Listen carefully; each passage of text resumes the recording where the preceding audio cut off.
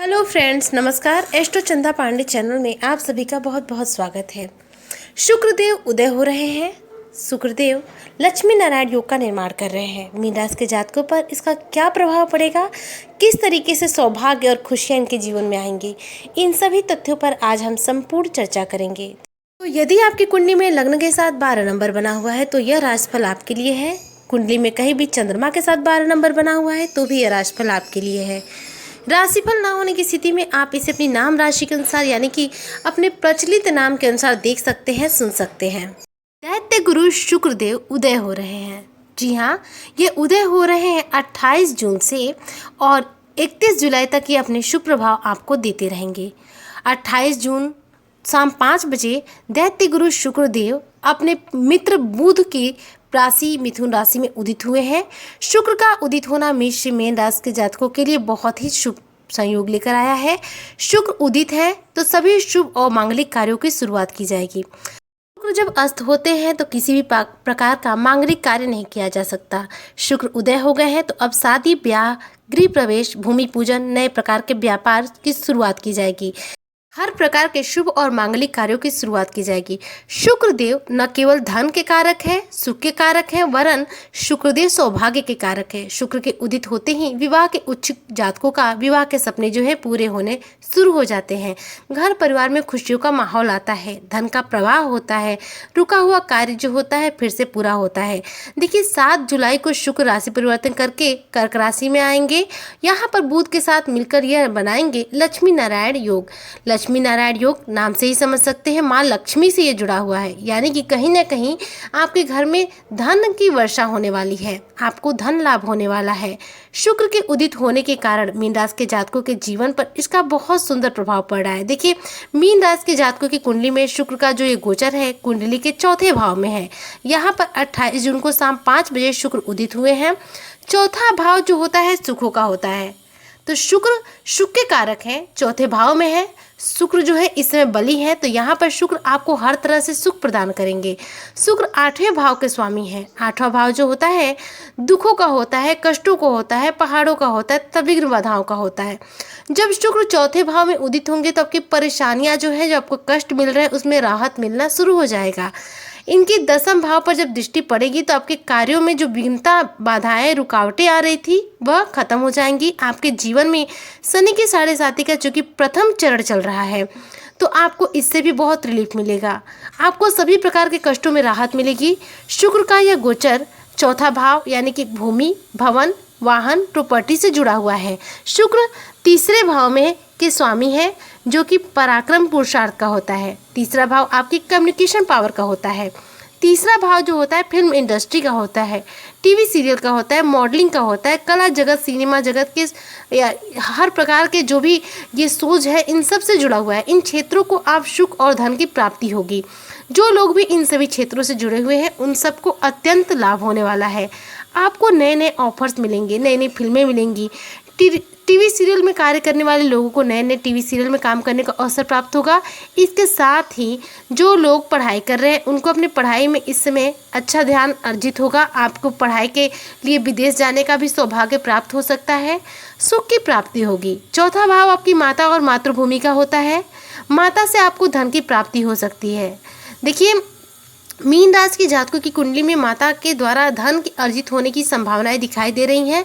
8वां भाव जो होता है गुप्त धन का होता है। यहाँ पर गुप्त धन का जो सुख का होता है तो कैसे मिलेगा। देखिए जो भी पैसा आपका डूब गया है जिससे मिलने का चांस नहीं है, अगर आप प्रयास करते हैं तो हो सकता है आपको पैसा मिल जाए, क्योंकि बेहतर योग दिखाई दे रहे हैं।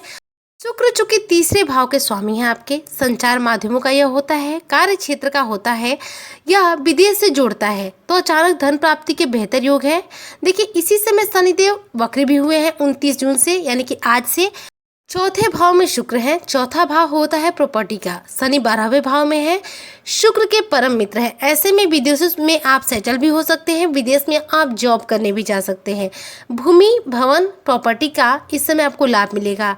यह बात बहुत बड़ी है कि देखिए चौथे भाव में शुक्र का ये गोचर हुआ है, यानी आपको कहीं ना कहीं मानसिक रूप से बहुत शांति मिलेगी, सुखों की प्राप्ति होगी। सुख के कारक ही है स्वयं शुक्रदेव, तो शुक्रदेव इस समय बहुत ही ज़्यादा पॉजिटिव ऊर्जा दे रहे हैं। सभी को शुभ प्रभाव दे रहे हैं।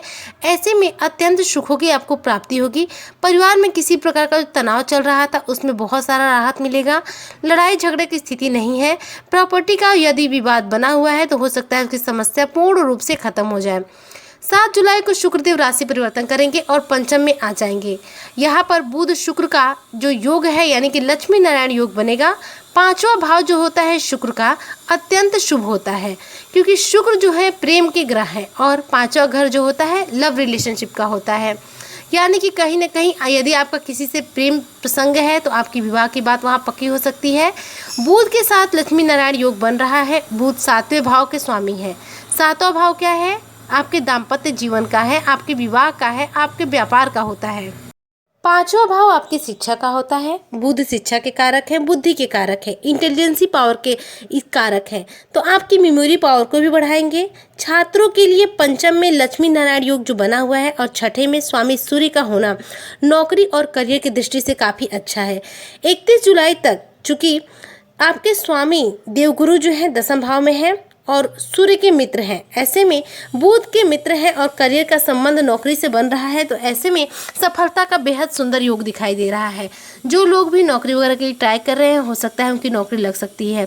शुक्र अष्टम के स्वामी होकर पंचम में गोचर करेंगे तो पंचम भाव की चीज़ों में परिवर्तन आएगा। पंचम भाव यानी कि लॉटरी, शेयर और सट्टे में आपको लाभ मिलेगा। यहाँ पर अगर आपके शेयर, सट्टे या फिर लॉटरी से नुकसान हो रहा था तो इस स्थिति में परिवर्तन आएगा। अब आपको लाभ मिलना शुरू होगा। माता लक्ष्मी और भगवान विष्णु की कृपा आप पर इसमें बनी रहेगी। आपको माता लक्ष्मी से विशेष रूप से धन प्राप्त होगा।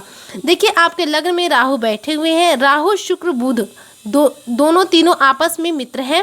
राहु की दृष्टि पंचम पर पड़ेगी। अब राहु आपकी कुंडली में अच्छे से अचानक से शेयर मार्केट में आपको जबरदस्त लाभ दिलाएंगे। देखिए आप सभी जानते हैं कि जो राहु देव है अचानक कार्य करते हैं। राहु जो है हमें फर्श से अर्श पर लेकर जाते हैं, तो राहु देव का भी यहाँ पर बेहतर सपोर्ट मिलता हुआ आपको दिखाई दे रहा है। अगर आपकी कुंडली में ग्रह खराब है तो ऐसे में आप किसी ज्योतिष से दिखला लीजिएगा। ज्योतिष देखकर आपको बता देंगे कि कुछ उपाय कैसे करने हैं जिसके द्वारा आपके ग्रहों की जो स्थिति है उनके निगेटिव प्रभाव आपको ना मिले। देखिए वैसे तो शुक्र का यह गोचर मीन राशि के जातकों के जीवन में बहुत सुखद अनुभूति लेकर आया है। यह गोचर पूर्ण रूप से लाभ देने वाला है। तो 31 जुलाई तक माता लक्ष्मी की कृपा बनाए रखने के लिए माता लक्ष्मी की पूजा कीजिए, उनकी आराधना कीजिए। शुक्रवार के दिन आप लड़कियों को या फिर अपने भांजी को, भतीजी को कुछ गिफ्ट दे सकते हैं। ऐसा करने से, स्त्री का सम्मान करने से, स्त्रियों को कुछ गिफ्ट करने से आपके कुंडली में शुक्र मजबूत होते हैं। ऐसा करने से भी आपको शुक्र के शुभ प्रभाव तेजी से प्राप्त होंगे। हालांकि शुक्र जो है इस समय शुभ अवस्था में है, आपको शुभ प्रभाव बेहद तेजी से देंगे ही देंगे। उम्मीद करती हूँ आज की ये चर्चा बेहद पसंद आई होगी। 31 जुलाई तक पूरी रूप से आप अपने जीवन को एंजॉय कीजिए। 31 जुलाई तक आपके जीवन में काफ़ी सारा बदलाव आने वाला है लक्ष्मी नारायण योग के चलते। माँ लक्ष्मी को प्रसन्न करने के लिए रोजाना उनका पूजन आराधना जरूर कीजिएगा। उम्मीद करती हूँ आज की वीडियो बेहद पसंद आई होगी। वीडियो पसंद आई हो तो लाइक करें, शेयर करें और चैनल पर नए आए हो तो सब्सक्राइब जरूर करें। रोजाना शाम 3 बजे आपको मेरे यानी एस्ट्रो चंदा पांडे चैनल पर मीन राशि से रिलेटेड नए वीडियो अपडेट्स देखने और सुनने को मिलेंगे। तब तक के लिए जय हिंद, जय भारत, जय श्री हरि।